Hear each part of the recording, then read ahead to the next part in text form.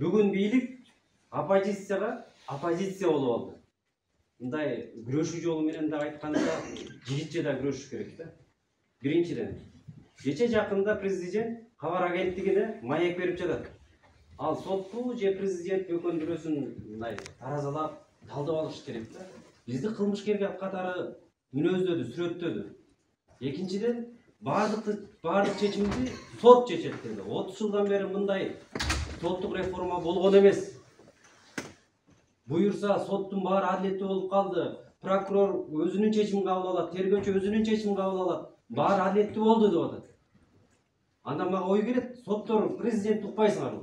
Же президентти теңгерге албайсыңарбы? Силер президентти калтычы кылып атпайсыңарбы? Биз мыйзам талаасында баарын сүрөттөп талдап берип атабыз. 66-чы беренесинин 3-чү бөлүгүндө да жазылып турат. Президент Конституциянын жарандардын эркиндиктеринин укуктарынын кепили деп атат.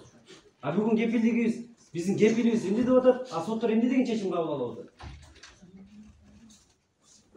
Азыр бизди болушунча ар кандай жалаалар менен бизди кармап турушат. Чындыгында мына токтомдо мени никесиз деп да жазып койду. А менин жактоочуларым үй бүлөлүк абалы бар, 2 баласы бар деп айтып атат. Токтомдо никесиз деп жүрөт. 10 ноябрдагы экспертизага кеткен үчүн мына кече жакында эле токтомго кол коюп бердик.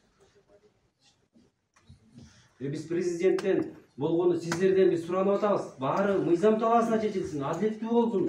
Бардык адилеттүүлүктө чечилсин деп атабыз. Андан башка биз эч нерсе суранган жок. Чечим боюнча эмне сурайсыз?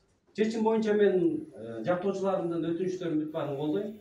Бирок эгер сиз мен дагы бир тарыхка кайрылгым келет.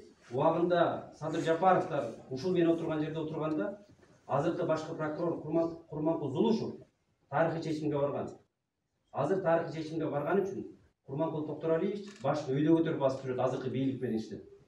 Сиздер дагы адилеттүү кадамга барганга үйрөнүңүздөр. Бизге могу жалпыга маалымдоо каражаттарында коомчулукка бар эле мындай карапайым элдер деле билип калды. Соттор, тергөөчүлөр, прокурорлор жөн эле бир курчак катары көрүнүп калды. Жоктон ушул жерден ким сот экенин, ким прокурор экенин, ким тергөөчү экенин дайындап койгула да. Ким экениңерди көрсөтүп койгула да. Кимден коркуп атасыңар эмнеге билбейм. Ошол эле президентибиз биздин кембагал конституцияны колуна кармап алып ант ичкен. Биз болгон конституциялык укугубузду гана талап кылып атабыз. Сурайсыз, эмне сурайсыз?